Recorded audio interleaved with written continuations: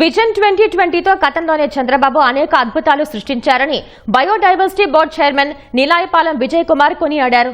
మహానాడు వేదికపై స్వర్ణాంధ్ర విజన్ 2047 దిశగా తీర్మానాన్ని ఆయన ప్రవేశపెట్టారు. రాష్ట్రం అన్ని రంగాల్లోనూ అభివృద్ధి సాధించేందుకు స్వర్ణాంధ్ర విజన్ కు శ్రీకారం చుట్టినట్లు వివరించారు.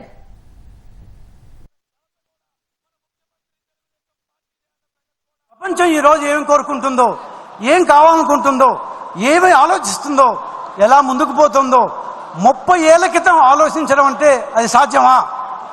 సాధ్యమే అంటూ ఒక 25-30 ఏళ్ల క్రితమే విజన్ 2020 స్టార్ట్ చేశారు అప్పటి ముఖ్యమంత్రి చంద్రబాబు నాయుడు గారు. ఆంధ్రప్రదేశ్ రాష్ట్రాన్ని ఒక ఆరోగ్యవంతమైన, సంపన్నమైన, ఒక సాధికారకంగా ఉండే ఒక రాష్ట్రంగా తీర్చిదిద్దాలి అని చెప్పి 2047 ఇచ్చారు. ఒక ఇంటి పెద్దగా ఏ విధంగా ఇల్లు బాగుండాలి అనుకుంటారో ఆ విధంగా రాష్ట్ర ముఖ్యమంత్రి చంద్రబాబు నాయుడు గారు 2047 సంవత్సరానికి గాను ఈ 2047 విజన్ తేవడం జరిగింది.